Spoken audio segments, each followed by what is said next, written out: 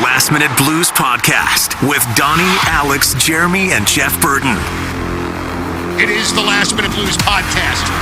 Joined together again in the studio. We're back. Jeremy Rutherford from The Athletic. Alex Ferrario from 101 ESPN. And I'm Donnie Fandango. Gentlemen, it's great to see your faces. What's going on? Great to see your face, Donnie. Dude, it's really nice to be here today. I got to tell you that. Nice to be back in radio. Dude, it has been a friggin' week, man. And I haven't talked about this like a whole lot, but Mary had a health issue this week. Nothing life-threatening, get that out there. But it was a real, white knuckle sort of week. So it's just really nice to kind of be back in the habit or, doing the work stuff. Yeah. I live with 3 toddlers and now a new puppy, so every day is good to see adults. Yeah. I saw that post, JR. 3 like kids. He needed any more and he gets the dog. Let's go get a dog, Katie. The puppy is really cute, but that's a puppy. Even when we got the dog, the people there were like, they saw the girls in the car and they're like, "You sure about this?" I'm like, "Yeah." Hey, come in here. We're gonna give you guys a test. My neighbor yesterday. We were walking the dog. Me and the 3 girls. Yes, me and the 3 girls are walking a puppy, and my neighbor comes out. He goes, "Boy, you're a glutton for punishment." I said, "You know what? I'm numb to the toddler's life, so I said, why not just add to it? It's actually going to be easier to potty train the puppy than it's going to be to potty train my middle child. So we'll grind through." Dude, I saw the post and I cackled. I cackled. And I posted it and I cackled. And I said, "What are you doing to yourself, man?" How about Donnie says my wife had a health issue and Alex goes, "Yeah, but this dog, man, holy smokes." He said it wasn't life-threatening, right? They're going to lighten the mood a little bit. Not life-threatening at all. I'll bring the puppy over so Mary can see him. Oh, dude, we would love that. Except leave it there. Except we got I'll leave the kids there. Dog, we'll keep. Kiddos, they're going back with Kiddos, Donnie, Mary, they're going to be with you for a couple of days. Dude, I cannot even imagine. And I don't know you and Katie all that well, but I just know that you're probably a bit of different, people day to day than Mary and I are. Yeah. So I wonder if your kids would be like, "Where in the hell are we? What is going on, Mom and Dad? Where are you?" Well, the first thing, you got to be okay with Disney music 24/7. Absolutely. I think those kids would be scared when they came into our living room and saw the framed horror movie posters that Mary has all over our living room. Okay, yeah, there are multiple knives in posters of knives in our living room. So those poor kids, they would never want to come back. Okay, so we've come to the conclusion early on that the dog will just stay with Donnie and Mary. There are multiple knives on our wall. Did you actually get a vacation for real when you guys went to Colorado? Yeah. I mean, you built it into the softball, right? So, you know what? I have had on my bucket list for a long time whitewater rafting. Big guy probably doesn't seem like a wise choice, but we got to do it, and it was That's great. amazing. Yeah, so, I mean, you'd go play 2 softball games, my daughter would, and then we'd pack things up, head back to the hotel, and then we went to a How river. was that whitewater rafting? It was amazing. It really was, and we did the beginner level. If anybody's done it before out there or thinking about doing it, beginner level for sure, do that if you've never done it before. It was 7 miles. It was the perfect length, and I think it was the perfect kind of up and down. We did get stuck one time, one too many White Castles along the way, and so we hit a rock and kind of got stuck on it and had to ooze off it. But the best part, guys, so you guys are obviously familiar with seasonal workers, right? Whether it be skiing, well, this is obviously whitewater rafting. So there's a guide on each boat. We have 7 boats, a guide on each one. They're all in their mid-20s. Now these people sleep in tents overnight back at the whitewater rafting place. They haven't taken a shower in who knows how long. Oh. They're smoking at night. They are not shaving their armpits. Okay. So not bathing them either. Yeah. And so you talk to them and everything's like, "Oh, that's sparkly, dude. That's sparkly. That's a cool sparkly shirt, dude." And so it was a hoot. Forget about the whitewater rafting. That was the best part. But just to be around these workers. The no shave, no shower people. That's JR's highlight. And even during the day, Red Rocks is friggin' amazing. Yeah, and so there was no show. I think Blues Traveler was there the next day, July 4th. They do July 4th every year, and I think they brought in a couple others. So it was a bummer that we didn't get to see a show there. But for me, I just wanted to run up and down the rocks about 10. Like Rocky? Did you get up there, Darren? You just jump up and down? But it's amazing. Have you seen a show there? I have. Yeah. I saw this amazing band called The National there. And it was wow. I mean, but also too, part of it for me was like being there and thinking that like you two, recorded a video here for the love of Pete. Like it was just a really, an amazing experience. Of all of the things that I've gotten to do in radio, getting to see a show there is easily in my top way to rub it in. 2 or 3, man. It's I've never been to Colorado, so I don't really know. The whatchamacallit, the altitude got to me, but in the early day, I don't know if I should say this. It's fine. It's a podcast. In the early days of the legalization, there we go. I was very happy to visit Colorado when I did. I would just like to say that it was in the same trip that I went to Red Rocks. And so I was just like, boy, I think I really love Colorado. I really love it. And it's beautiful on top of it. And Donnie's an Avalanche. Well, I could have introduced him to a few raft. Yeah. Donnie, you could go live in some tents with some of these guys. You know what? You said now Donnie's an Avalanche fan. It hurt. And I recoiled. It hurt, didn't it? Yeah, there's no way. Yeah. The one thing we know, though, is altitude didn't bother JR. He ran up and down Red Rock 10 times. Yeah, it's didn't impressive. Do too bad. Yeah. Dude, that's in a tracksuit, too. I remember the first time, though, I stopped at a gas station in Denver, and I saw that you could get, like, cans of oxygen. And I was like, what? Where am I? Where am I? What the heck? I, had no idea, so I had to message Mary, like, what is this about? She's like, for the oxygen, because it's high altitude, you idiot. Or if you're bored at night, I guess, whatever you want to do. Yes. Hey, and just to show that work never stops, like we're at Red Rocks, and they say, hey, we're going to go in this little visitor center or whatever it was the family did. I'm out in the car tweeting about Bo and Byram. It's like, okay, news happens. Way to go, JR. You got to follow it. So that's what we're here to do in the offseason is bring you the news. I am really excited for hockey, and it is not going to be here near damn soon enough. Like, not even in the slightest. I am so ready for Captain Handsome and my Buffalo Bills and Blues hockey. I need it to be fall. And also, too, I am so goddamn sick of walking outside of the house and it being hotter than the surface of the friggin' sun. Or rain. In the last couple of days, it's been so friggin' humid. Yeah, I know. I've gotten to the point now where it's like, okay, off season, that dust is settled. It's like that in between where it's like I still like the vacation, but it's like, all right, now let's get to something else. I think it's just this dead week of sports when there's no baseball and there's nothing else, and it's like, okay, I need something to happen right now. Yeah. What does it do for you guys when the Blues, I think they started doing this a few years ago, and other NHL teams do it too, where they'll take, let's just say Justin Falk, 72, number 72, 72 days until camp. And then, then it'll be 50, Jordan Binnington. Again, what you just cringe? said, I love my job. I can't wait for training camp. But at the same time, you want to enjoy this vacation while you can. So as those numbers get lower, I start to, oh my gosh, I know. here we go. Yeah, I think once I hit about 30, that's when I kind of look at my wife and I'm like, oh, okay, chaos is about to start. Here it's coming. I thought chaos was now, but chaos is really coming soon. It's amazing, though, man, because that, and I don't know that people really think about it, but like that season is such a gauntlet for both of you guys that you really do have to. I mean, it's not just like a physical thing, but also, man, mentally. It is not an easy thing, man. I mean, it's a lot. And I think the thing that gets me the most is obviously it's work and it's a job and it's a lot. That's one thing. But how it keeps you away from your kids and your family and how I see that it affects you guys. I just love that you get your time in the summer with all your hooligans. Yeah. You know what I mean? Because I know before too awful long, you'll go days probably without seeing them sometimes. I'm more lucky because I know you travel sometimes, JR. I don't travel at all. So, like, the road games, I'm here, which is very lucky for me because, yes, I'm gone for 5 hours, but I still get to go home and wake up and do breakfast with the girls. Like, for Curbs and Joey, for these guys that are traveling, like, that sucks because you're gone for, I think they got a 10-day road trip in November, and it's like you're gone for 2 weeks. And, like the first thing I do when the schedule came out, you look at the important dates. Halloween, there's no hockey game, so I know that I'm going to be there trick-or-treating with the girls. Yeah. Thanksgiving and Christmas, we always know we're off. Then you look at Valentine's Day for my wife, my anniversary with my wife, my daughter's birthday. So all of these, it's like, okay, cool, none of it impacts it, which is to me is a great season. But then I get into how many back-to-backs do we have? Because back-to-backs are horrendous just for, like, life. Because my wife, she has a job, and it's like she's got to coordinate with me. So you look at those, and it's like, okay, not too bad. And then you look at the 9 o'clock games because then I'm just a miserable human being the next day. So that's kind of how I judge the schedule. But overall, I looked at the schedule this time, and I'm like, not too bad. Yeah. Even with the Olympics, it's like you get 2 weeks off here, you got a lot of games here, but it's like, not too bad. Worked out pretty well.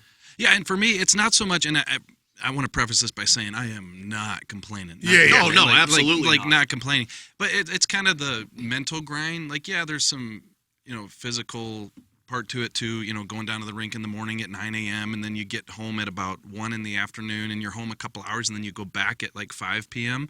For a 7 p.m. game and then you might get done at midnight and you're home by 1 in the morning. So the day started at 9 a.m. and you're back at home at 1 in the morning. And so, that part is a little stressful. But to me, it's also this. During the season, like anything can be announced at any time. So let's say you go to the rink at 9 a.m. for the morning skate and you're going to be there till about 1. And then say your wife calls you, hey, can you run by Walgreens and pick up this? Yeah, I'll do it in my window between 1 p.m. and 5 p.m. And then so I'll be standing in the aisle at Walgreens, and I've put in the time, and I'm going to put in more time, that night at the game. And all of a sudden the Blues announce that there's a trade or there's a contract signing, and you've got your computer in the car, and you are racing to the wireless to be able to write the story about that and get that up. So anyway, in the off season, there's a little bit of that. Like something could happen right now, right? But there's not as much of it. So it's kind of that mental grind. Yeah. Absolutely. So, well, listen, guys, there's a lot of stuff for us to talk about here. We haven't all been in the same room since the start of free agency. But I want to talk about something that has been, a big topic of conversation for Blues fans over the course of the last week, and that is the changing of not only how the games are broadcast in the sense of that there was going to be a TV team, John Kelly, Jamie Rivers, and then a radio team, and Chris Kerber and Joey Vitale. Well, now Joey and Kerbs are taking over and are doing both.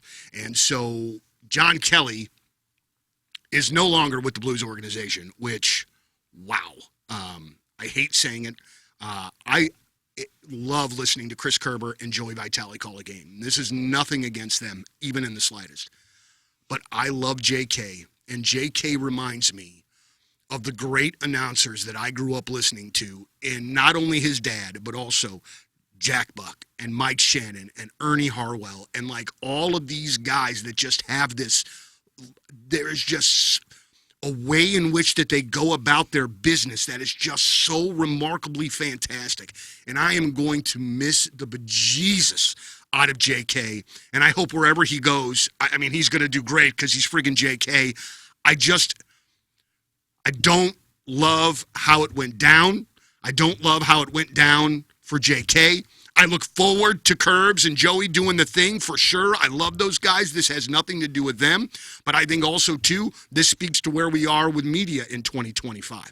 We're talking on a day after, CBS announces that they're getting rid of The Late Show with Stephen Colbert. And not because of Colbert, but they're getting rid of The Late Show altogether because advertising has hit such a slump since the pandemic. So we are seeing this huge change in our media function. And I hate to say this, but it makes sense to just have the one team in Kerbs and Joey. I know maybe people won't like to hear me say that, but it really just does make more sense now in 2025 than I think that it has before. And I know there are other teams that use that as well. So I don't, normally here, this is one of those things where, I'm not trying to, piss anybody off. Right. But, I feel like this sucks. And I feel like JK, really, he's just one of those guys that's always going to be a Blue to me. No matter where the hell he goes for the rest of his career, I'm always going to, kind of wish that he was here. Yeah. Look, this was a winless situation, it felt like.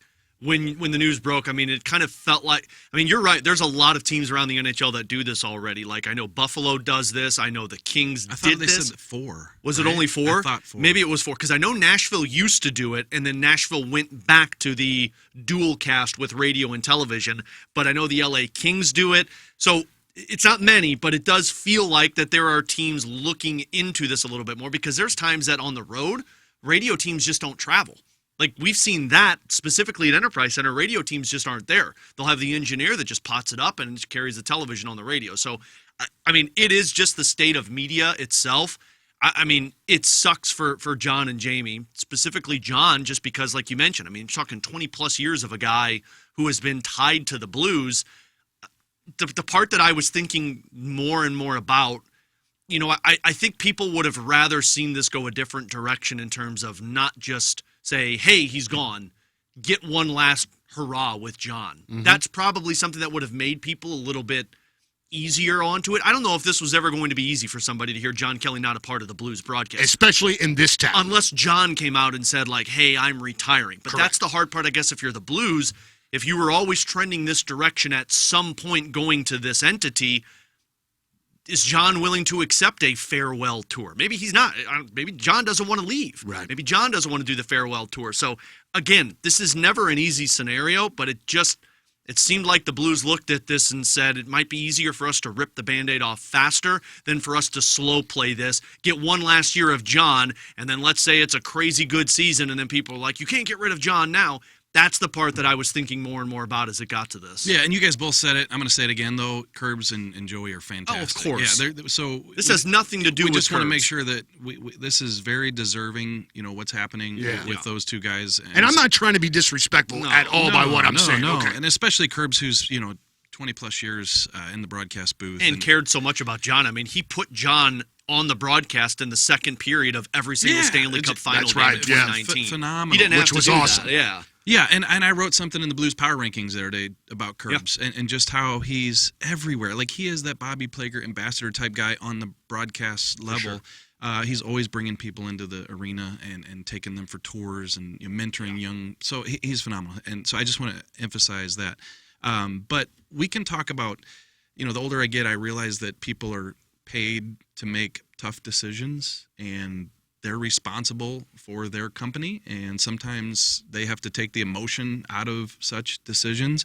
But we can sit here and analyze it to death, and we can talk about why maybe it needed to happen, today's media, or, why it didn't need to happen. And all I'll say is this: just to have John Kelly, who has put his entire being into this organization in terms of time, commitment, love, passion for the job, to be blindsided by the decision, it just is uncalled for. And that's the easiest way for me to say how I feel. We can talk about, yes, maybe they felt that they had to go in a different direction. That's fine. The way to do it. And I'm going to say this, it's been said before on these airwaves, by others at 101 ESPN, so I'm not like letting anything out of the bag.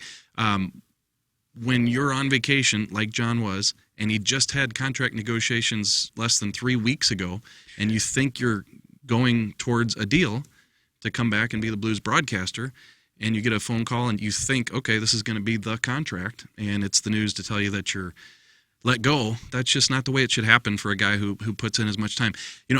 Not to always cite articles that I've written in the past, but I sat down with John on a game day last year and followed him around, and I already knew that kind of the detail that he put into his job, but to see it up close and to talk to other people, like the name pronunciation of the opposing players, to go up to the other team's broadcaster and literally talk to him for 2 or 3 minutes. Like, okay, so how do you say it? And the guy says it, and John would repeat it, and they'd go, and this is John trying to get the guy's name pronounced correctly on the air. He made it to the NHL, and John said, hey, he makes it to the NHL. I owe him that respect to get his name right on the air. So anyway, that's one minor detail in that long day that, I followed John around, and just to see that passion, it's just tough to stomach the idea that that's how he got the news, and he had no idea it was coming. Yeah. There was a couple of years where I did an afternoon hit on game day with JK. Oh, yeah. And the first year that we did it, it was difficult. I don't think that John fully knew what he was getting himself into with me. And with the Neither did we. I knew. I was like, hell yeah, I want more of that. But it was like this weird, kind of feeling out process. And then it was sometime early in year 2 where he just kind of got me or got used to me or whatever. And then these calls that we were doing were just amazing. And they would all start, hello, Donnie, how are you? And it was just like this incredible voice. And, I think one of the great things about any great announcer, and I'll say this, Curbs, Joey, JK, Alex, Jamie, Alex. You learn from you guys. Yeah. You learn about the game. As a fan, I'm learning things that I am not going to ever be able to pick out. And so when you have guys that are teaching you the game, that are showing you the game, that are showing you parts of the organization for you to love, players otherwise, you just get so damn attached to them. Yeah. And so it's hard. There was nothing outside of a farewell tour that John was okay with that was going to make this be okay with the fans. This was always going to be a tough one, and I get it. Yeah. You know what I mean? Yeah. I get it. Yep. And just to kind of push the ball forward, and I know not to take anything away from John because we're all on the same page. It sucks for him. I will say I know there's been a lot of people saying like, oh, this is going to water down the broadcast. It's not going to be good anymore.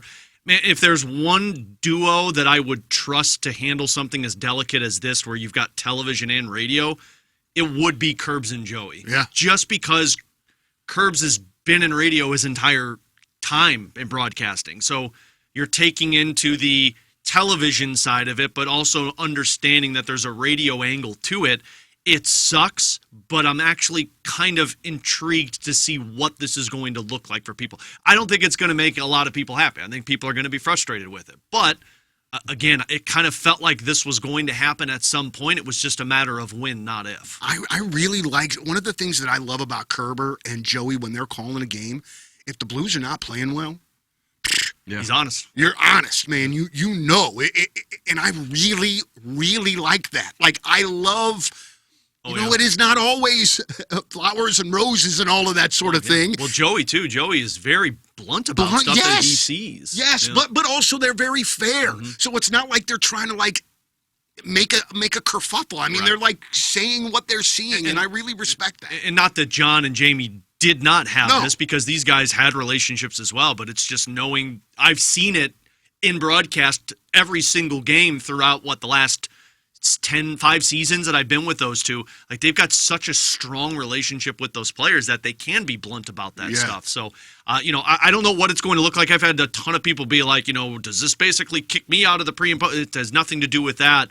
I think they're going to try and create something new for people, and it just sucks that John's not a part of it. Yeah, absolutely so. All right, so a couple of things here before we get out. One, we have not, like I said at the beginning, we have not all been in the same room since the beginning of free agency. So we talked a little bit about Mayu while you were in Colorado.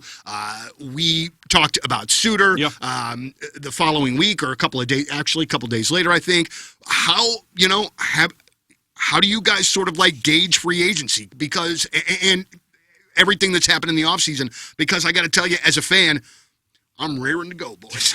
I am freaking excited. Yeah. I feel like not only am I excited about the Blues, but I look at the West, and I don't know that there's anybody that, like, super scares me or anything like that, And don't get me started on Vegas and Marner, JR. I know you were gonna, but don't. You missed the Vegas one, JR. But how are you guys, feeling? I know you guys are very marked about what you say at this time of the year. You don't get super fanboy like I do. But, I mean, tell me, what do you think? So the Athletic asked us to give the team a grade. Yes. On off-season moves. So it's not just free agency, it's trades, it's the waivers. Putting Nick Leddy on waivers and getting him claimed. That was huge. That might be the biggest move of the off-season to unload that $4 million. I gave him a B+, and it probably could have even been higher, but I think they tried for Dobson, didn't get him. Mm-hmm. If there's a bigger trade, then maybe you give them an A. But I think for what they did and what they were trying to accomplish and the players that they did get, I give them a B+. And so, Alex, you're going to have to continue to help me with Pius Suter. Puce.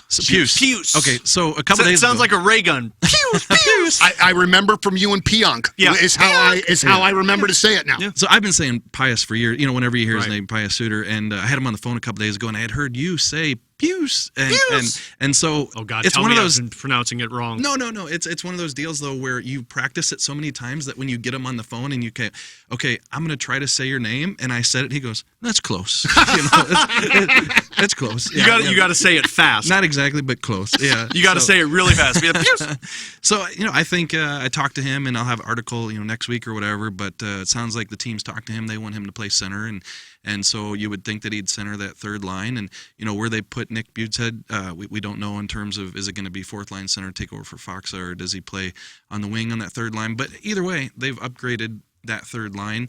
And then I think they've, as I mentioned, cleared the deck for Tyler Tucker to play. And Doug Armstrong said that when he talked about free agency. He said that the coach loves Tyler Tucker. Yeah. Let's get him in there. So they cleared the way by moving Nick Leddy. Yeah, I mean, I personally, I looked at it and I said, okay, you got 5% better. Easily you got 5% better. And the question is how much more than 5%? Because I know there's been a lot of people that hone in on the Bolduc trade and say, well, look, Bolduc was a sure thing, may use a question mark.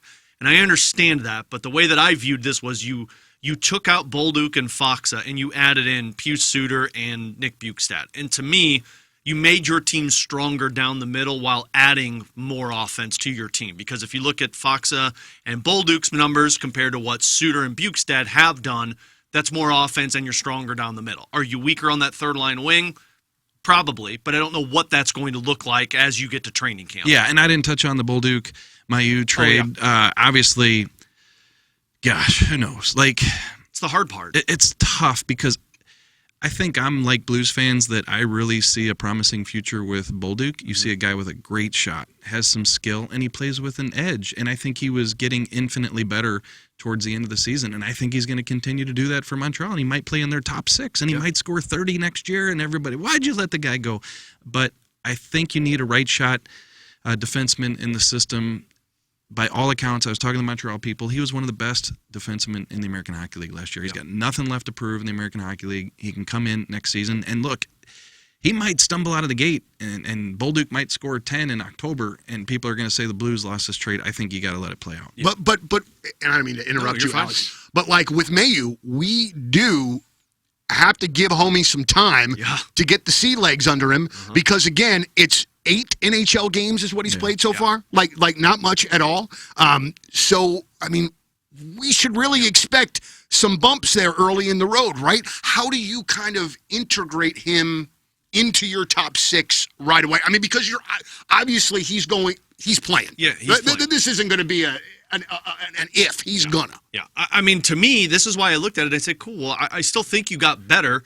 Because last year you started the season as a third pair defense. It was Kessel and Tucker. They were going kind of back and forth, and Ryan Suter. That was your third pair. Now you know what Tucker is, and you've got a Logan Mailloux who's got, I mean, again, this isn't me saying it. I've heard multiple analysts say Evan Bouchard upside with Logan Mailloux. That's a third pair defenseman versus what Ryan Suter was at 39 and Tyler Tucker, Matt Kessel, who was an unknown last year. I'll take an Evan Bouchard unknown versus a Tyler Tucker, Matthew Kessel, third pair at best unknown. And you've got the same defense, if not better, because you have a full season of Cam Fowler and not trying to make something else work with Leddy at the top pair of Colton Parayko. So your defense improved, in my opinion, and this is the part that I'm just not as worried about Mailloux because it's Jim Montgomery. I was looking at this, and we talked about this the other day on BK and Ferrario. Man, it's more about structure than it's about the players on defense, at least in my opinion. You want good defenders, but remember the year before Ken Hitchcock? Davis Payne was there, and you had somewhat the same defense. And then the moment Ken Hitchcock stepped in, the defense became one of the best in the league. And it was the same defense. Payne was fired, Hitchcock took over, and they just all of a sudden changed. Jim Montgomery, the 2 years he was in Dallas, the 2 years he was in Boston, their defense in terms of goals allowed was no fewer than 5th best in the National Hockey League. Everywhere he's been. The first year in Dallas, they were the best team defensively in the National Hockey League. And that was with a 21-year-old Miro Heiskanen. The best defensemen on that team were John Klingberg and Esa Lindell. And you're telling me that he can't let Mailloux grow in a group of Broberg, Fowler, Parayko, and Falk, who we all know can play 23 minutes a night and play it fine for you. Mailloux doesn't need to be Evan Bouchard this year. The reason you made that trade was because you got a lot of Bolducs, you think, in your system. You don't have another right-handed defenseman, so that 2 years from now, he's ready to be a top pair potential guy versus what you had in your system. And I'm sorry, I'm sure that you just said, who will he be paired with, you think? I think it'll be Tucker. I think it'll be Tucker in the third pair. Yeah. And, if they eventually hopefully progress. Move Justin Falk, maybe he's a top 4 guy on the right side, and maybe down the road, I don't know if he's top pair potential, but, Colton Parayko, obviously getting older, and this is a real young guy. So the only thing is it made me wonder about Adam Juracek, number 1 first-round pick last year, had a lot of injuries, and Doug said, he just needs to get healthy, get out of the tub, and get on the ice. And so it's not like you can have too many good young right shot defensemen. So if Yurchek pans out, now they got him and Mayu too, and they could fit into their top 6 on the right side. But you had to pay a price to get him, Bolduc. But I think it's going to bring some physicality to that third pair. Mayu, he mentioned it a couple times during the Zoom. I like to play with a little bit of an edge, and now we're going to see Tyler Tucker out there on a more regular basis than we've seen in the past. And look, I like the Blues top 4, but they block a lot of shots. They get the puck out. There's not a lot of feistiness back there with a Leddy, with a Ryan Suter. Yeah, Suter, cross-check you, but in terms of – so that's about it. I think that Tucker and Mayu are going to bring a different look to that third And then added Broberg, who we saw some feistiness from last year as well. So I do think you got a little bit nastier than what you were last season, which is a good thing. God, man.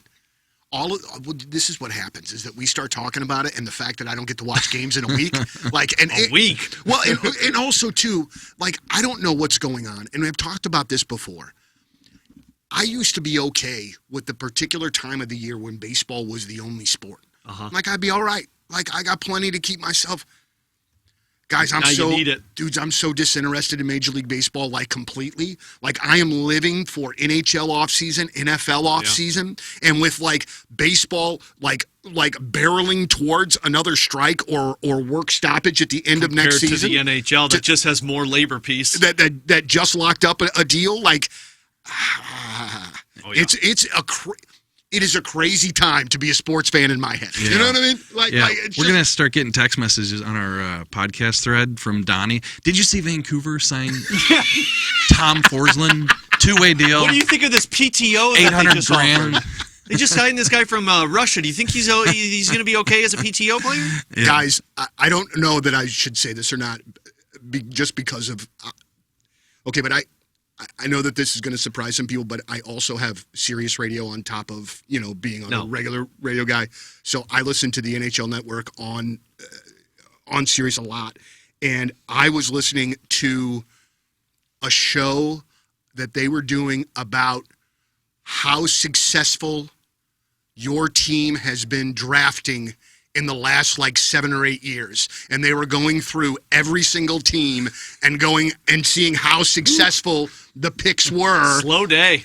Dudes, okay, yes, but it was so fascinating. Oh, yeah. And so I just find myself I used to be like this with baseball. You know what I'm saying? I used to really friggin' get into the weeds about it all. And now, man, hockey it is completely overtaken. And I wonder how many people, if that's a common thing for people my age. Not necessarily with hockey, but maybe with basketball or with football or something like that. I wonder if Major League Baseball is losing a lot of guys like me.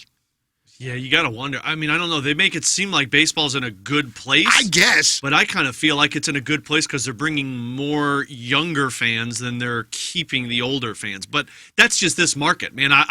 Some markets, if you're the Donnie in L.A. or the Donnie in San Diego or the Donnie in Milwaukee might be feeling the exact same way about the Brewers as you are about the Blues and the Bills, And if Ohtani was on my team, maybe that would change some things, it's kind of St. Louis where you're at right now with the team. It's just not a fun place to be at right now. And there's probably something to it, but I just turned 50. I know Alex is younger, than us, but the older I got, let's just say when I turned 40, I couldn't tell you the Dallas Cowboys receivers anymore like I used to. And I can't tell you who are the Cy Young candidates in the National League. It's just that part of you. I think you move on. And you're like, okay, if I can get this done today and the grass cut and the bills paid and that figured out and get that kid to practice and this and that, and they go, did you see that catch? But no, I don't. Who is he? You're asking the wrong person about that one. That's my career, unfortunately. Dude, my oldest son on Monday messaged me from his buddy's house. He was like, "Dad, are you watching this?" And I was like, "Watching what? Is everything okay? Yeah. What's wrong?" And he was like, "No, Pop, it's the home run derby." And I was like, "Oh, dude, I totally forgot." And whoo! Yeah.